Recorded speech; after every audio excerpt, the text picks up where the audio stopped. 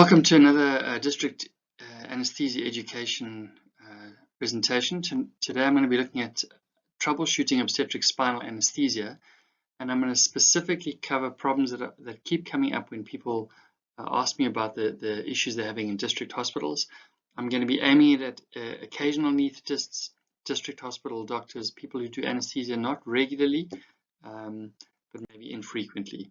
Just to remind you that all of these presentations are on the District Anesthesia Education channel. So if you missed the live presentation, these are available to you. You can go back and review them as much as you like, and feel free to contact me and let me know about what you want to hear about. I'm predominantly dealing with KwaZulu-Natal, but anywhere in South Africa, I'm happy to engage with any issues that you're coming up with. Today, although we're dealing with obstetric spinal anesthesia, I'm not going to be covering how to insert a spinal anesthetic, nor how to conduct safe obstetric spinal anesthesia. Both of these have been covered before, and if you go to that channel, you'll find these two videos which will cover those aspects. So just to remind you that the best way to not have any problems under spinal anesthesia is to do a good spinal anesthesia. And women die under spinals because we put spinals into inappropriate patients, in particular tachycardic patients, hemodynamically unstable patients. We don't manage the complications as quickly or as well as we should, and then things go wrong, things like postpartum hemorrhage. So prepare as well as you can. Remember to think before you put the spinal in. In particular, look at that heart rate. A heart rate over 120 is suggesting that you shouldn't put a spinal into that patient. And certainly over 140, it's very inadvisable, and we suggest general anesthesia in those patients. And the time to ask for help is before you put the spinal in. That's when you can phone a friend. So think before you put that spinal in. Do the basics right. I'll come to that a little bit later in the presentation. Expect the common complications. There are complications that occur almost in every spinal anesthetic. So look for them, manage them early. Value the recovery period, that period when you've got half an hour just to watch the patient and observe the patient. Use that to gain information about your patient. And remember that there are friends in anesthesia you can get hold of and use that resource. I'm going to be talking about doing the basics right. We're always going to refer to the ESMO-E program in South Africa, the essential steps in the management of obstetric emergencies. And this program has very good guidelines that we'll be revising, in fact, later in the year. Go and read these guidelines, and I'll refer to some of them tonight. Now, these are the 5 areas I'm going to deal with today: needle type, Bupivacaine, failed or partial spinal, high spinal versus hypotension, and pain during cesarean section. These are not all the problems that occur, but these are the ones that I'm asked about regularly. So just to start with needle type, and in many district hospitals, these are the 2 options that you have available. The one is a Quinky, the black needle there. It's a 22 gauge beveled or cutting needle. It's also called a conventional needle or a traumatic needle for reasons we'll get to. The other is a pencil point. This one is also called a Whittaker, and a 25 gauge or a 26 gauge are usually the needles that you're using. Now, in my experience, I've seen a lot of hospitals using the 22 gauge Quinky needle. And I'd like you to ask yourself, which one are you using? Which one are you using in your hospital? And do you mind which one you use? Do you think it's important? This is a systematic review, a network meta-analysis that was done in anesthesia in 2020. And the methodology is quite complicated, but they looked essentially at which needle you use when you do a spinal anesthetic, and does that impact the incidence of post-dural puncture headache. And this is what they found. Again, this research methodology is becoming increasingly popular, and it's not always easy to understand, but the brown and the purple in this diagram you don't want. And that circle is around a 22 gauge cutting needle. So it is just about the worst needle that you can use in terms of getting a post-dural puncture headache if you can use it. This is a more conventional meta-analysis. This was done again looking at the 2 needle types, and looking at the incidence of post-dural puncture headache. And with the atraumatic or the pencil point needle, the Whittaker, you get reduced post-dural puncture headache and reduced epidural blood patch. Now, the rationale that I hear when I speak to doctors in the district hospital is that they don't always have both needles. So they choose to use whichever one's available. And if they've got the pencil point, they use it, but if they don't, they use the Quinky. Now, the reason you've got two types of needles in your hospital is that the Quinky needle, the black needle, is being used for lumbar punctures. And that's always the excuse. So you have those available, you run out of the one and you use the Quinky. So you've got these two streams of needles in the hospital. So I want you to ask yourself, why are you using a Quinky needle for a lumbar puncture? Do you require a Quinky needle for anything? So here is a study that looked specifically at pencil points or atraumatic needles versus conventional lumbar puncture needles. And it was published in the Lancet in 2017, which is pretty much the top of the food chain in terms of the journal. And they showed that post-dural puncture headache was 11% if you use a beveled needle versus 4.2% in the atraumatic group. And they showed no difference in success rates and all the things that you're looking at to get out of a lumbar puncture. The pencil points are better. The most common reason that I hear is that you want to measure opening pressure, particularly in the setting of someone with cryptococcal meningitis. The fact of the matter is you can use a pencil point to do this. And this study suggests that the approach we should be taking is that we should be asking stores to order only pencil point needles. And we've essentially said that it's acceptable to use a Quinky if there is no alternative available. But as a standard of care, we should be aiming for pencil points. So please go and speak to the people in stores, insist on these pencil point needles, get them uniformly both in theatre and in the wards, and move your practice across to pencil point needles, because post-dural puncture headache is a much bigger problem than we realize. And probably many of these women are discharged home when they first get their headache, and it can be debilitating. It's an easy thing to change, and I suggest we change as soon as possible.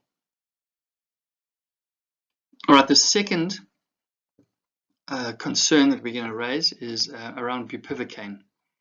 Now, bupivacaine, firstly, looks like other drugs. So this is just a reminder that you need to be very careful about confusing it with cyclocapron. We've had tranexamic acid being put into the intrathecal space. It's usually fatal. So please be careful. This is how you will see the drug. It's presented to you by someone holding it inverted. It can be difficult to tell. So make sure you look at that label before you insert it. And then remember that there's two types of bupivacaine. There's heavy and there's plain. Heavy is hyperbaric. It's got dextrose in it. It sinks more. And plain does not have the dextrose. And really what I want to know is which one are you using, and if you run out of one, can you use the other? This is a Cochrane systematic review that looked at hyperbaric versus isobaric bupivacaine. And essentially they showed that there's not really much difference in terms of the evidence. The plain and the heavy seem to not have any significant differences between them. The heavy seemed to take a little bit longer to work, but there was no difference in the incidence of a conversion to general anesthesia. There was no difference in the incidence of supplemental analgesia or the use of vasopressors. So essentially it looked like it was much the same, but the quality of the evidence was quite low. And in essence, we don't have a lot of good studies comparing these two. So in this guideline, which is one that I suggest you all read, this is from Anaesthesia, it's a free download, we suggested that you can either use the plain bupivacaine or you can make the bupivacaine, the heavy bupivacaine, and you make it by taking 4 ml of 0.5% bupivacaine and adding half a ml of 50% dextrose. That'll give you 4.5 ml of this 0.44% bupivacaine plus 5.55% dextrose. You then get 10 milligrams of bupivacaine out of that, which means you need to use about 2.2 ml. You need to use slightly larger volume. Remember that it's the milligrams that tells you how high your spinal is going to go, not the volume. So 10 milligrams is about 2.2 ml of that mixture. So you either make it up, but the problem with that is that you need to be very sterile. You're putting these things into the intrathecal space, and you can get dosing errors. So my own practice is just to use plain bupivacaine. I use the same 2 mils, 10 milligrams, and I add fentanyl to that. All right, the third issue is that of the failed or partial spinal anesthetic. What is your approach to a failed or partial spinal anesthetic in a district setting? Now, these are the ESMO-E guidelines. These are the current ESMO-E guidelines, including the protocol for cesarean section under spinal anesthesia. And I'm not sure whether you've noticed it, but it actually deals with this issue in the ESMO-E guidelines over there. So for failed spinal, if there are no effects, after 20 minutes, you can repeat your spinal injection. Now, there aren't a lot of guidelines worldwide that talk to this issue, but we've essentially said that if you, after 20 minutes, there is no effect, and you need to be very, very careful about measuring for effect. So that is sensory testing, usually light touch, often in combination with another sensory modality if you're unsure. Test the motor system, so see if the patient can lift their legs freely with no motor block whatsoever. And some people even recommend you test the autonomic nervous system, usually by feeling the sole of the feet to assess that the soles are dry. If there's been absolutely no effect, after 20 minutes you can put another spinal in. And that is, the assumption is that none of that is sitting in the intrathecal space. If you have some effects, but you can't get, the level is not high enough to do a cesarean section. So she's either got some weakness of her legs, or there is a level, but it's too low, it's not up to T5. Then you must consider 3 options. The one is you can delay, postpone the surgery 6 hours at least, and you can repeat the spinal. The second is you can convert to general anesthetic, and usually that means you aren't able to delay. There's some reason for urgency, such as a live baby, a rupture. I mean, you probably would have done a general anesthetic in that setting. Severe fetal distress, something like that, you need to convert. And the third option is to do local anesthesia with ketamine supplementation. And this is a technique really that's reserved for situations where the general anesthetic for some reason is very unsafe. Either there's a lack of skills or a lack of equipment. Just a reminder that you shouldn't really be doing a spinal anesthetic in that setting, but it is one of the 3 options we've put into that ESMO-E guideline. If you do repeat the spinal injection, so for whatever reason you've got no block and you put another one in and that also doesn't work, you either have to convert to general anesthetic or you need to postpone and ideally transfer that patient, get that patient to a regional center where we can do the general anesthetic. We probably would try spinal again. And remember that you do get batches that don't work. So if you are going to repeat, perhaps find another bupivacaine batch. It's possible that it's that rather than your technique. So that's failed or partial spinal. I'll come back to that briefly when we deal with pain during cesarean section. But I'd like to touch now on high spinal versus hypotension. And the talks that I've given previously, we have covered this issue, so I'm not going to spend a lot of time on this. But just to remind you that in South Africa, more than 50% of anesthetic deaths are due to untreated spinal hypotension. And yet we know how to treat this. It's a problem that we understand how to treat. So it's difficult to understand how so many women are dying from this problem. We are not seeing deaths from inappropriate use of a vasopressor. So the key here is to give the vasopressor when you think it's needed, and to give it when you're not certain it's needed. You just give it.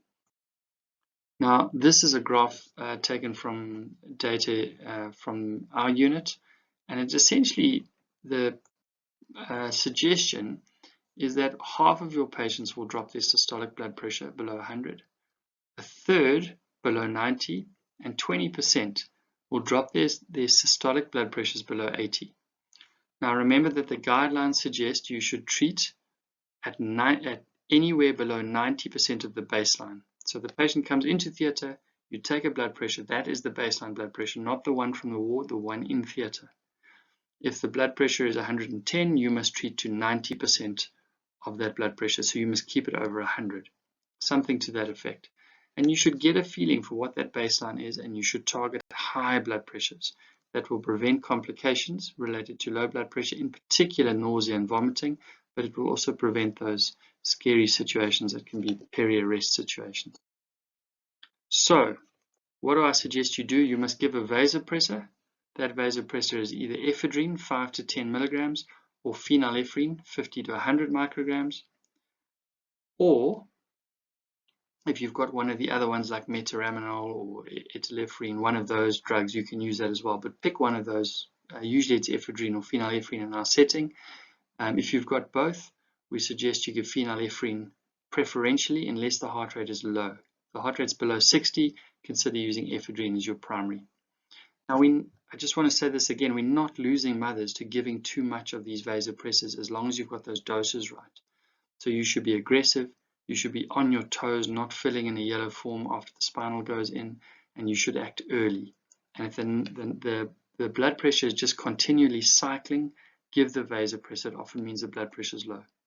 So you should give the vasopressor if the blood pressure drops below 90% of the baseline. Give it. If the heart rate goes up by more than 20%, give the vasopressor, even if the blood pressure looks normal. If the patient is nauseous or vomiting, give the vasopressor. If the patient becomes confused or drowsy, give the patient the vasopressor and sort the blood pressure out. And finally, if you're not sure whether you should give it or not, give the vasopressor. In general, just give the vasopressor. And if you give it when the patient did not need it, you're very, very unlikely to cause harm unless you're sitting with very, very high blood pressures, but you should know about it. Remember that a low blood pressure does not necessarily mean it's a high spinal. High spinals are actually quite rare. The more common scenario is hypotension from spinal anesthesia. So a high spinal has a specific set of diagnostic criteria. I'd advise you read this guideline. This is the guideline that we wrote and published in the SAJA in 2016. It's still very, very relevant, and it applies to our context specifically. So this guideline specifically looks at how you diagnose it, and the hallmarks are hypotension with a slow heart rate, and then obviously evidence of a high block. Often hand weakness, you'll see patients pill rolling and feeling their hands, and sometimes an inability to speak. These are the key features. But that hypotension and bradycardia, get on that early, aggressively with ephedrine, fluids, possibly adrenaline. This is the management table related to the management strategy. Get this article and read it. But essentially, the take-home message is that you should be aware that it could happen. You must recognize it earlier. Respiratory support should be initiated immediately after the administration of ephedrine. So you give the ephedrine and then you take over the airway. If you have to intubate, consider an adrenaline infusion. You've got to keep the blood pressure up. Usually the mother has stopped breathing because of the blood pressure, not because of the paralysis. It's very hard to paralyze the diaphragm. So usually they've stopped breathing because they don't have a blood pressure. Don't intubate with propofol or thiopentone if they're unconscious. Those are going to worsen the situation. So if they need anything, give them ketamine, but often they don't require anything. And don't put the patient head down or head up. Just keep them in neutral position. But the key is to recognize it and treat it early. And it can actually be an easy thing to manage, provided that you're aware of it and prepared for it. And finally, I want to deal with pain during cesarean section. And this really is a talk all on its own. I might give you a talk on this later in the year because I think it's an issue we need to go into in some depth. There is a guideline coming out. This is from the final draft. It's being published in a couple of weeks' time, and I'm going to distribute this. And it's really worth a read because this is perhaps a bigger problem than we've been aware of. And the reason that this is so important, firstly, is that for the mother and even the clinicians, there are a lot of adverse psychological sequelae. This is a terrible thing for a mother to go through, and it's actually a terrible thing for the caregivers to go through as well. And secondly, there's a lot of litigation, and this has replaced all other anesthetic-related causes. It's the number one cause of successful litigation. About 2/3 of lawsuits are successful. So the women that are suing are upset, and they're justifiably upset. So it's something we really need to manage better. And it's common. It depends how you define this, but anything between 10 and 20% in South Africa certainly if you define it by having to give supplemental analgesia, this is somewhere between 1 in 5 and 1 in 10. So it's a common complication. The first thing to be aware of is that you need to get good informed consent, and we're actually supposed to talk them through what we're going to do with the spinal, how we're going to test it, the possibility of pain, the way we will treat it, what we will do if the spinal fails. All of these things we're supposed to discuss with patients, and unfortunately we're very bad at it. We need to test our spinals correctly. I've talked about that earlier, but appropriate testing to T5 level is really important, and we don't do it, and we don't document that we've done it. And especially motor and sensory blockade. So that's technique and testing. Put in the right dose and test that it's working. Acknowledge pain when it occurs and document your response. We are absolutely terrible at documenting responses. And all the medico-legal cases I've looked at where we have failed, it's been on documenting what we did. And it's 2 or 3 years later, nobody knows what's happened. So just before we close, remember that this is just a simple approach to analgesia. When a mother starts to experience pain, acknowledge it, reassure her, deal with it. Remember that mother has gone from an active labor often, where she has been the center of the process and all the attention's been focused on her, and it's something that she's probably thought and considered and dreamt about. And now she's gone to an emergency cesarean section, usually where she's passive and she's on a table and things are being done to her. And often they're a bit bewildered and they don't understand, and then they complain of pain and we ignore it because we are worried about other issues. So stop and acknowledge it. If you can, stop the surgery and deal with it. You can't always do this, especially if they've just incised the uterus. In that setting, you need to reassure and talk to the mother all the time. Once the baby's out, once they've got hemodynamic control, stop as soon as you can and talk to her. And remember that a patient that's had pain during Caesar needs to be talked to during the Caesar, and after the Caesar we should go and see her and talk this through with her. Think about what stage you're at. You're getting pain when you're making the skin incision. It's unlikely you're going to get through that Caesar. If it's only pain at delivery of the baby, you might well be able to get through that. So think about what stage you're at. You may even need to repeat the spinal if you're really, really early in the procedure. So these are things to think about. Usually our stepwise approach is to use some nitrous plus oxygen. At sea level this has some effect, but it's unlikely to provide the full effect, and at high altitudes it's unlikely to help. Use fast-acting agents. So this guideline is going to recommend that we use something like fentanyl, 25 to 50 mics, or ketamine doses of 10 milligram. Remember that once you get over 1 milligram per kilogram and closer to 2, you're actually progressing into general anesthesia territory. So be careful when you're using your ketamine, use it slowly and incrementally. Don't treat pain with anxiolysis. So the treatment of pain is not midazolam or diazepam. It's analgesic effect. Remember that you can supplement with local anesthesia depending on the stage, but you can actually do a cesarean section under local anesthetic. So certainly you can supplement the area that's causing the pain with local anesthesia, and often that plus these other agents will get you through. And then consider general anesthesia. Certainly this needs to be considered and offered to women. And finally, a point that it's probably worth making is that as anesthetists, we see the goal as no pain. But remember that the mother also may have an agenda, and it may be that she prefers some pain in being awake and interacting with her baby to no pain at all. And these things need to be discussed with her. Some women will want no pain whatsoever and will want to go to sleep. But it's presumptuous of us to assume that no pain in being asleep is the desired outcome. So it's worth talking through the mother with these issues, and then coming up with a plan that actually includes her in the decision making. And I think we do that too seldom, especially in the district hospital context, where we're trying to get an alive mother and baby and we're not worrying about these other outcomes. And that's all I'm going to cover today. If you've got questions or queries, please send them to me, and I'll try to deal with them. If you've got other topics you'd like me to deal with, I'll be very happy to. And we'll see you in about a month for probably obstetric airways and some of the tips for getting patients off to ventilators at general anesthetics. Thanks very much.